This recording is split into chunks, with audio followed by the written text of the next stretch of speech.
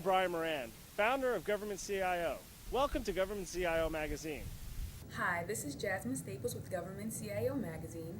Today we will be speaking with Scott Palmer, the Director of the Office of Procurement at the U.S. Patent and Trademark Office.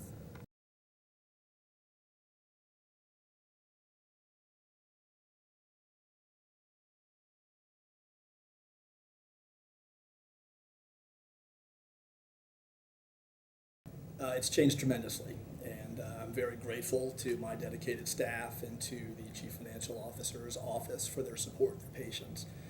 Change is not easy, and it truly takes a team to build a future shared vision together. Having said that, when I got here, there were several issues that demanded attention, and so we went to work right away.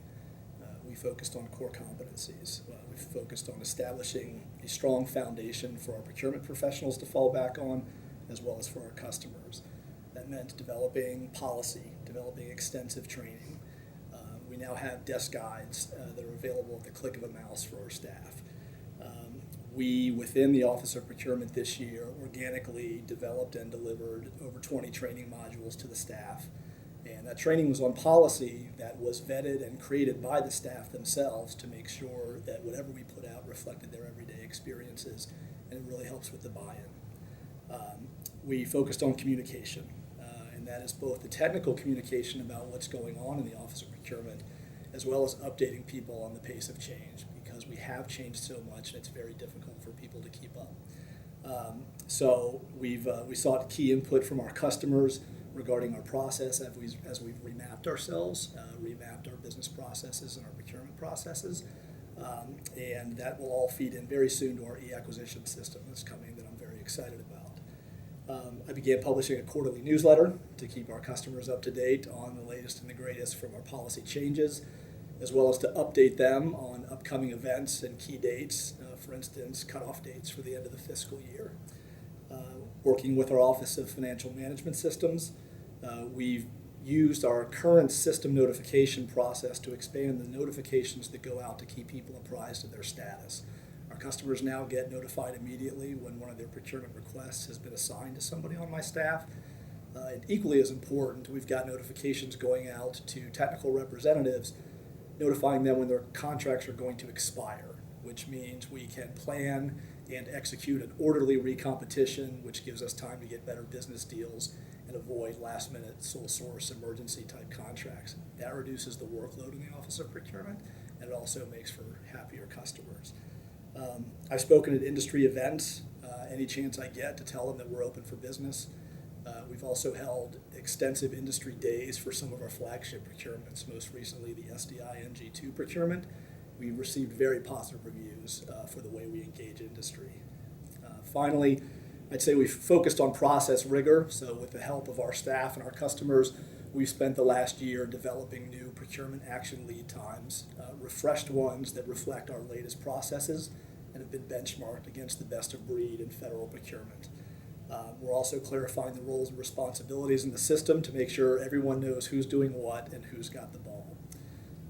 There's a lot left to do, but we've made tremendous progress. I'm very proud of the progress we've made, and I'm very appreciative of everyone's interest. Change is hard, but we love it, and I'm very pleased.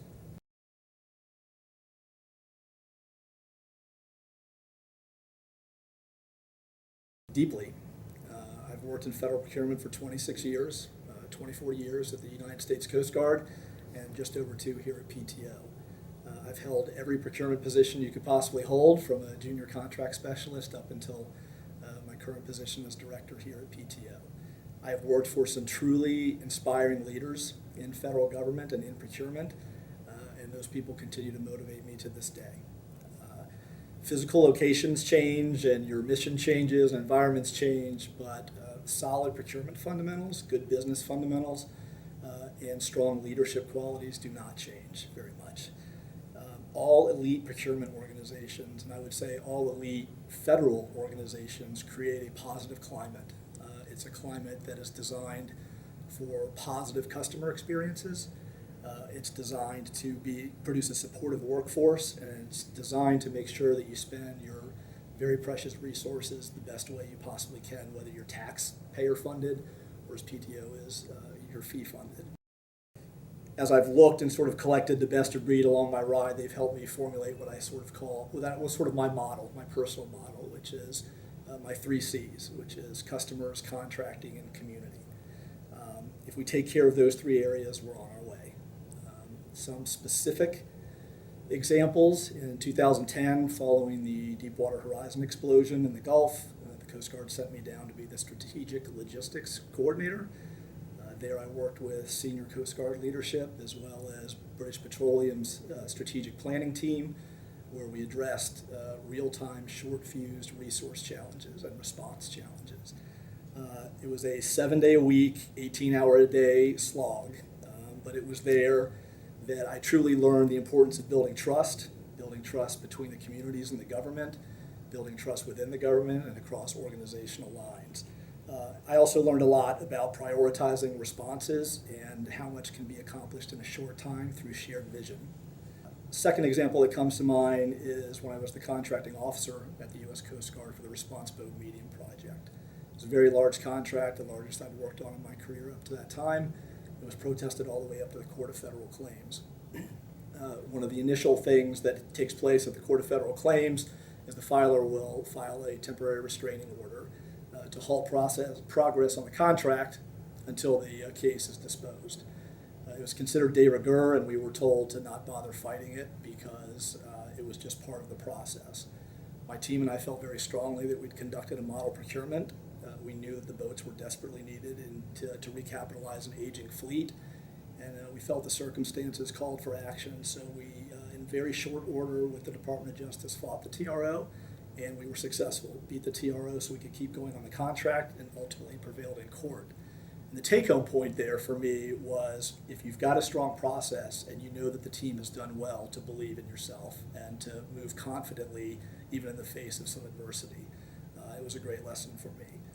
I'd also be remiss if I didn't mention my short time at the Department of Homeland Security. I did a small detail there where I got to focus solely on industry-government communication within the procurement arena. I spoke with large, powerful government contractors and small businesses alike. I was thrilled and struck by how important the communication between government and industry is, and how it can truly drive better procurement results for contractors as well as for the federal government. And to this day, it fuels me to take PTO and make us a leader in industry-government communications. We're not there yet, but we're making significant progress. So how have they shaped me? They drove the development of my 3 C's. They've driven me to try to create a positive environment in the Office of Procurement that I have enjoyed working in previously in my career. I've had a front row seat to some tremendous leadership shows, and I think it's my job now to carry that forward.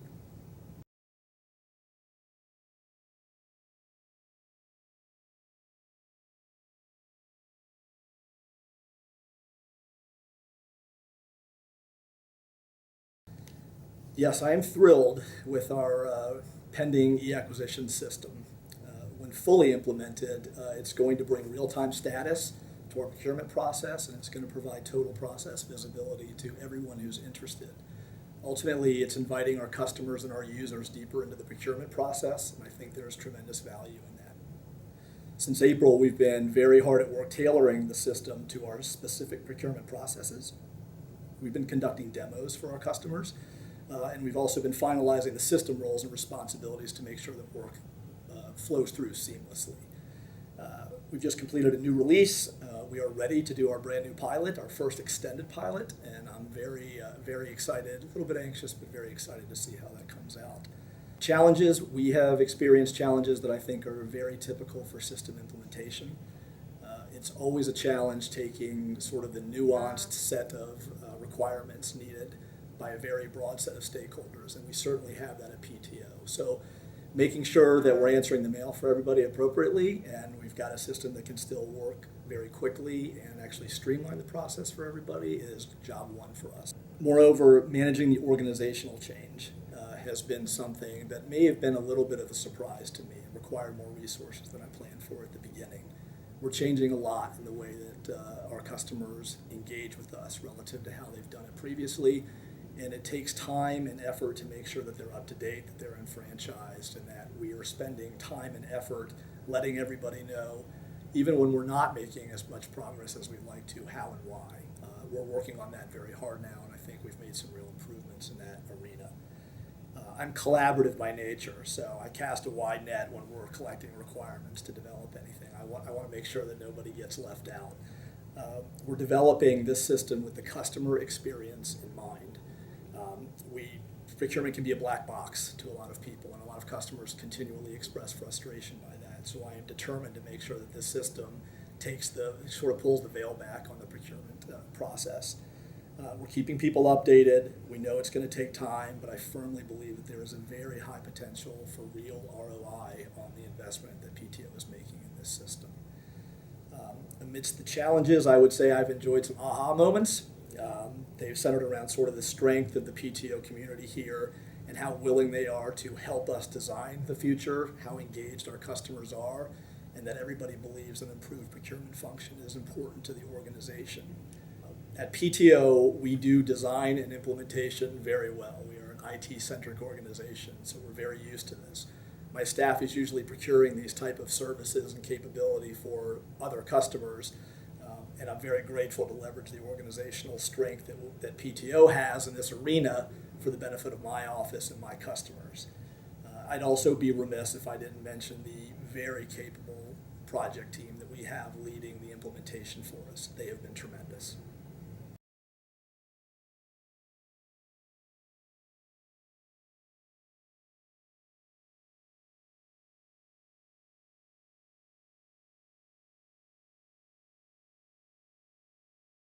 I'm always appreciative of the IG's efforts, believe it or not. It's a very hard job, and their work is an important part of our continuous improvement. They identify key areas that leave us exposed or that we can improve on, and they allow us to focus our resources and attention in a meaningful manner. So in that way, they help me set my agenda. In response to their reports, plural, we must develop and implement what are called corrective action plans. And it's through these plans that I can ensure that we button ourselves up and that we execute and document model federal procurements that comport fully with our regulations and any laws, and procurements, more to the point, that ensure that we are spending our valuable fees in the best way possible for our fee-paying stakeholders. During my time at the Coast Guard and PTO, I've been fortunate to work with some truly inspiring leaders, and these are men and women who understand the critical role procurement can really play in organizational success, that it's not simply an administrative function, that it's complex work and it's important. I recall Admiral Thad Allen at the Coast Guard, in response to some negative findings that we had received, telling us that he was appreciative of the findings, and that as we worked to fix any shortcomings, we were going to, quote, live in the light. And you talk about an aha moment for a young professional at that point. That was a meaningful, impactful moment in my career. In other words, the findings present an opportunity to get better and to make yourself a better procurement organization and to serve your customers in a better way. And sometimes you can't see everything yourself. So we know that the work is hard, and we work at it head-on, openly, in front of everybody. We're not going to shy away from the findings, and we're not shy about admitting that we can always be better. As you may know, Congress provided the USPTO with some specific authority in the way that we comply with the Competition and Contracting Act. We do not need to fully comport with CICA as many other agencies do. Nevertheless, competition is a cornerstone of good federal procurement, and I take it very seriously. The recent report focuses primarily on how we can improve our documentation for what I would call other than full and open competition, what the IG calls non-competitive procurements. It also encourages us to expand our opportunities for competition to try to bring more vendors into play. The bottom line is this: the recommendations in that report dovetail beautifully with what we've been working on for the past year in my office. In fact, since 2015, we've implemented no fewer than 4 new policies that form the cornerstone of our corrective action plan to the OIG's report. So the fact is, we were already going here. And what they've done is they validated that we are on the right path. So we are requiring enhanced market research information to limit competition. We are standardizing our processes for the way we approve limiting competition or limiting competition. Moving forward in the near future, we will continue to improve our requirements definition process. And then in my office, we'll begin to increase our use of options so that we're initially competing larger pieces of the requirements and leveraging competition across a broader set of our obligation dollars. That'll also drive down sort of the sole source emergency type procurements for follow-on actions. And then finally, I would just say that we are beginning to develop in OP a very robust industry liaison function. So we're going to work very closely with industry, we're going to work very closely with our customers, and we are going to lead the way in industry engagement throughout the acquisition and throughout the procurement process.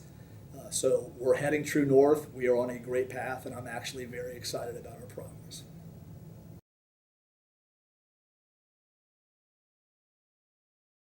I see a very steady stream of work for my dedicated staff and my IT customers at PTO. IT services make up a very large portion of our annual obligations at PTO, and our annual obligations can run anywhere from $750 million up to near $1 billion. IT services allow our examiners to examine patent and trademark applications. They allow filers of those applications to pay their fees to the PTO, and those fees fund our operations fully. So IT is going to remain critical to all of PTO operations, and we will continue to be a leader in the federal IT space. We need a deep bench of the best and the brightest, the best contractors and the best staff to pull this off. We will continue to look for the best ideas, the strongest talent, and to formulate what I would call sort of a blended workforce dream team, both sides, contractor and federal. At a high level, of course, we will continue to work on Director Lee's priorities, particularly as they pertain to patent quality. We seek excellence in our prosecution services, we seek excellence in customer service, and we seek excellence in our quality initiative. We will continue to improve our capability to both develop and deliver IT solutions at PTO. And that means agile acquisition, and that means DevOps. Each of those is critical to my IT stakeholders. They're not going away, they're not flavors of the day. Each of them also presents, in some way, some unique challenges to what I would call traditional procurement processes. So we're going to continue to push for better procurement processes, better procurement solutions, and producing better business deals for the PTO. And finally, we're here to support PTO as we try to retire our legacy systems, as we continue to move towards full modernization, and then as we sort of improve our public-facing systems to our public. And I think it's notable that as we try to do that writ large across PTO, those are some of the very goals that I'm trying to accomplish with my e-acquisitions project just within the Office of Procurement. So they dovetail beautifully.